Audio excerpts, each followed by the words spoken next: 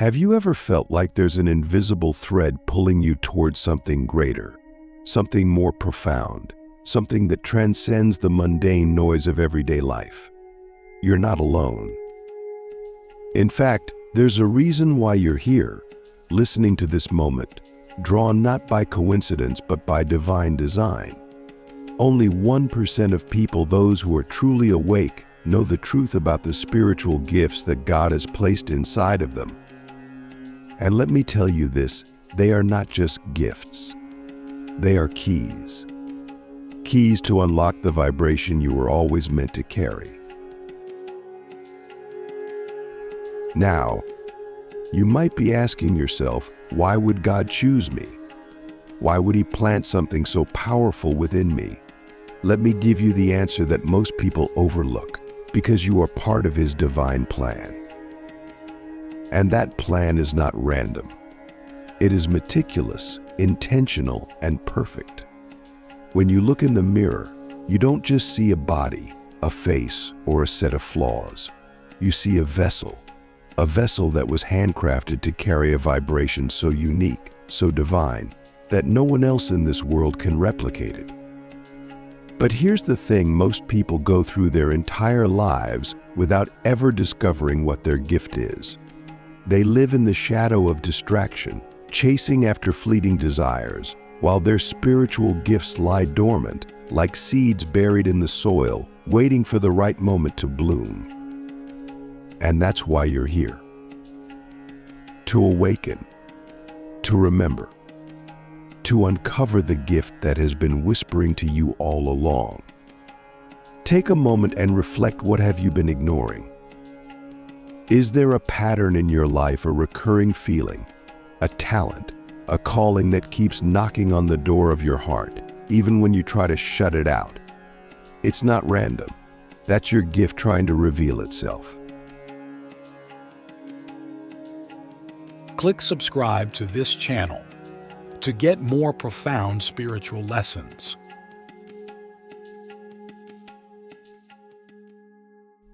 I want you to know this: God doesn't leave anyone out of His equation. Every single one of us has been given a gift, but these gifts are not just for us.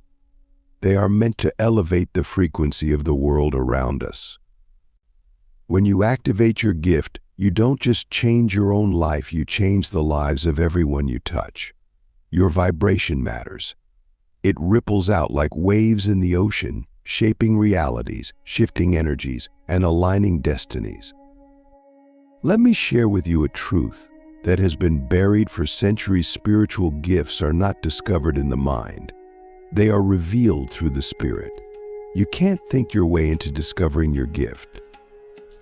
It's not a checklist or a test you can take online. It's an awakening. It's a process of peeling back the layers of who you think you are to uncover who you've always been. And here's where it gets interesting: your gift is often hidden in plain sight. It's woven into the fabric of your being, into your personality, your experiences, and even your struggles. Yes, your struggles. The pain you've endured, the challenges you faced, the moments when you felt like giving up, those were not random either. They were shaping you, refining you, preparing you to carry the weight of your gift. Think about it. What have you been through that no one else could survive the way you did? What lessons have you learned in the fire of your trials? Those lessons are the foundation of your gift. They are what make you uniquely equipped to serve others in a way that no one else can. I want you to ask yourself something right now, and be honest: what comes naturally to me? What do I do effortlessly that seems to help others, even when I don't try? Maybe it's the way you listen, the way you create, the way you inspire. Maybe it's the way you see the world differently, or the way you can bring peace to a chaotic situation. Whatever it is, that's not an accident, it's a clue. But here's the catch: your gift isn't meant to stay where it is. It's not fully formed yet. It's like a seed that needs to be nurtured, watered, and cultivated. And how do you do that? Through learning, through practice, and most importantly, through surrender. You see, the gift is not yours to control. It was given to you, but it doesn't belong to you. It belongs to God. And when you align yourself with His purpose, when you allow Him to guide you, that's when your gift begins to grow.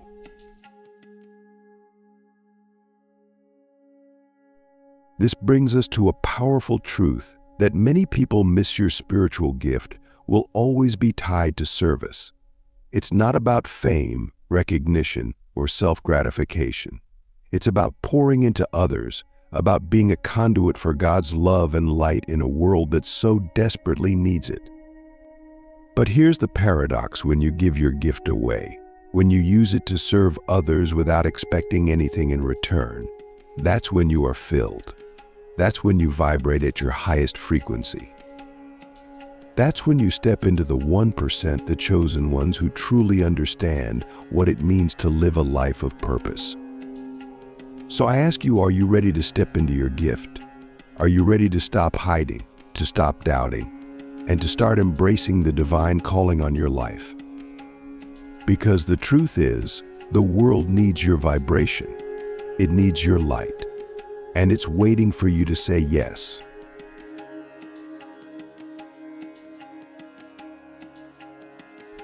So you're still here. That means something inside you is stirring. A deep part of your soul is awakening. And maybe for the first time, you're realizing that your life holds a purpose greater than anything you've ever imagined. But here's the question I need to ask you: are you willing to let go of who you've been to become who you're meant to be? This is where most people stop. They feel the calling, they hear the whisper of their spiritual gift, but fear keeps them frozen in place. Fear of change, fear of failure, fear of being seen. But let me tell you something: fear is the greatest thief of divine potential. It's the wall that separates you from your gift. And the only way to break through it is to surrender to the process of awakening. Awakening is not easy. It's messy, it's uncomfortable, and it requires you to face the parts of yourself that you've been avoiding. But it's also beautiful, because in the process of awakening, you begin to strip away all the layers of conditioning, doubt, and limitation that have kept you small.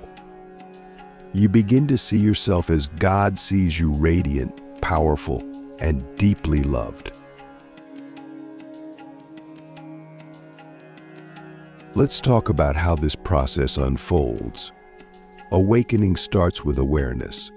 You can't activate your gift if you don't even know it exists. So I want you to ask yourself right now, what has been calling to me lately? What am I drawn to, even if it doesn't make logical sense? Maybe it's a desire to help others in a specific way. Maybe it's a passion you've buried for years because you thought it wasn't practical. Maybe it's a recurring dream or a vision that keeps tugging at your heart. Whatever it is, don't dismiss it. These are the breadcrumbs, the signs that God is using to guide you toward your gift. But awareness alone is not enough. Awakening requires action. You see, spiritual gifts are not revealed in comfort. They are revealed in motion, in risk, in the willingness to step into the unknown. This is where faith comes in. Faith is not just believing in God, it's believing that He has equipped you with everything you need to fulfill your purpose. Let me ask you this: when was the last time you stepped out in faith? When was the last time you did something that scared you, but deep down you knew it was the right thing to do? If you want to activate your gift, you have to be willing to take that leap. Because the truth is, your gift will not fully reveal itself until you start using it. Now let's get practical. How do you begin to recognize and activate your gift? The first step is to reflect on your life. Look for patterns. What situations do you find yourself in over and over again? What do people often come to you for? These are clues. For example, if people are always seeking your advice, Your gift might be wisdom or discernment. If you have a natural ability to bring people together, your gift might be leadership or encouragement. But here's the key: your gift is not always what you expect it to be. Sometimes it's hidden in the very thing you've struggled with the most. Think about your greatest challenges. What have you overcome that others are still struggling with? Maybe you've experienced heartbreak and now you have the gift of compassion. Maybe you've battled self-doubt and now you have the gift of empowering others. Your pain is not wasted. It's the soil in which your gift is planted.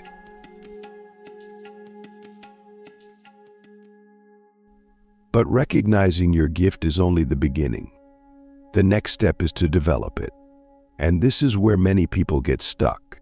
They think, if this is a gift from God, shouldn't it come naturally? Yes, your gift is natural, but it still needs to be nurtured. Just like a seed needs water and sunlight to grow, your gift needs intentional effort and practice. How do you develop your gift? Start by immersing yourself in the Word of God. The Bible is filled with wisdom about spiritual gifts, and the more you study it, the more clarity you'll gain. Read passages like 1 Corinthians 12, Romans 12, and Ephesians 4. These chapters are a roadmap to understanding how spiritual gifts work and how they are meant to function within the body of Christ. But don't stop there. Surround yourself with people who can help you grow. Find mentors, teachers, or spiritual leaders who can guide you and hold you accountable. And most importantly, start using your gift. Even if you don't feel ready, even if it's messy, even if it scares you. Because the more you use your gift, the more it will grow. There's one more thing you need to know: your gift is not about you. This is the hardest truth for most people to accept. We live in a world that tells us to chase our own happiness, our own success, our own desires. But spiritual gifts don't work that way. They are not given to make you feel good or to boost your ego. They are given to serve others. Think about it: how can your gift bring healing, hope, or light to those around you? How can you use it to lift someone else up, to make their burden lighter, to remind them of God's love? When you focus on serving others, something miraculous happens. Your own life begins to align. You find joy, peace, and fulfillment, not because you were chasing it, but because you were giving it away. But don't mistake service for self-sacrifice. Using your gift doesn't mean neglecting yourself or burning out. It means operating from a place of abundance, knowing that God is your source and that He will supply everything you need. When you use your gift in alignment with His purpose, you will feel energized, not drained. Let me leave you with this thought: what kind of world would we live in if everyone activated their spiritual gifts? Can you imagine the healing, the transformation, the love that would ripple through our communities, our families, our nations? That's the world God envisioned when He gave you your gift. And it starts with you. Are you willing to take the next step? Are you willing to step into the unknown, to trust the process, to embrace the discomfort of growth?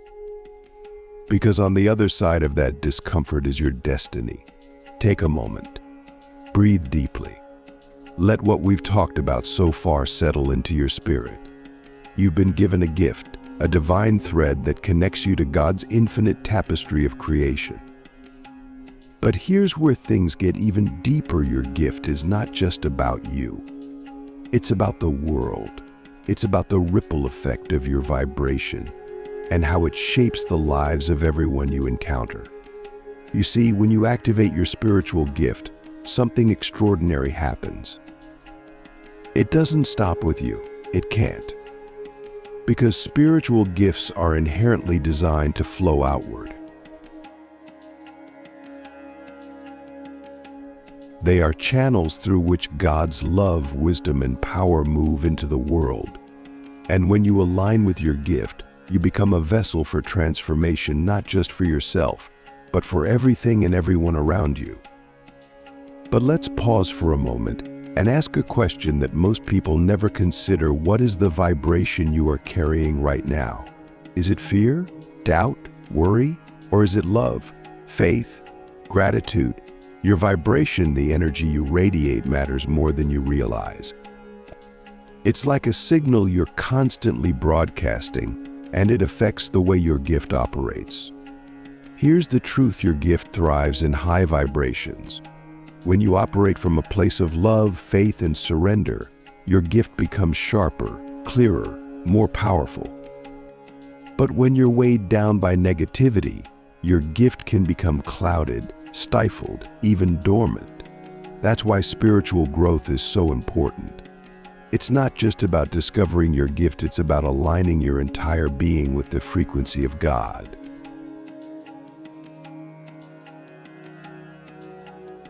This is where the concept of divine discipline comes in. To elevate your vibration, you need to cultivate practices that nourish your spirit and keep you aligned with God's purpose. Prayer, meditation, fasting, studying scripture, these are not just rituals. They are tools to help you stay connected to the source of your gift. But here's the challenge: the world will try to pull you out of alignment. Distractions, temptations, doubts, they will come, and they will test you. So I need to ask you, how committed are you to protecting your vibration? Are you willing to let go of the things that drain you, the relationships that pull you down, the habits that keep you stuck?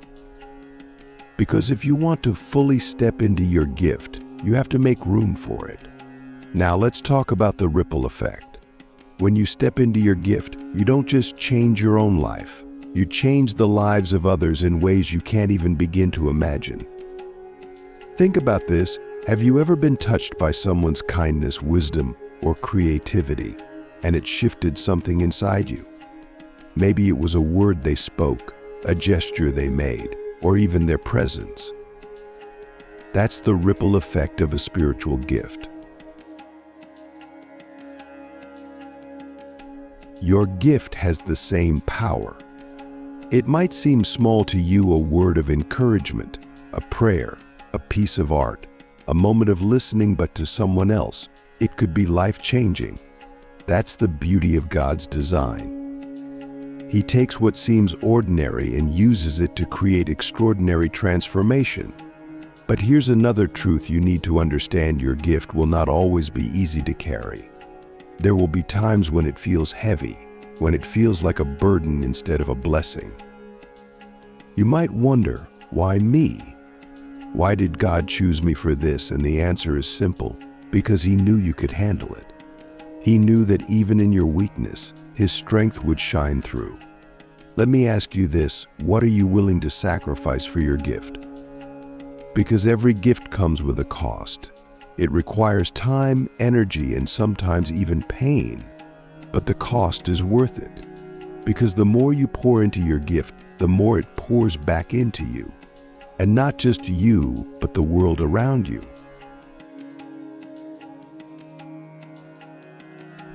Think about the people in your life. Your family, your friends, your community. How could your gift impact them? What chains could it break?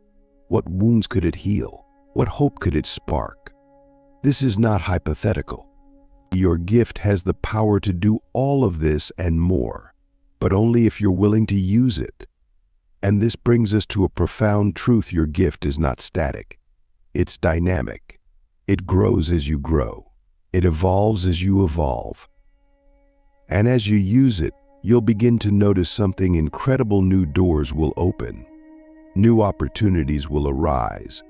You'll meet people and encounter situations that feel divinely orchestrated, because they are. This is the divine ripple effect.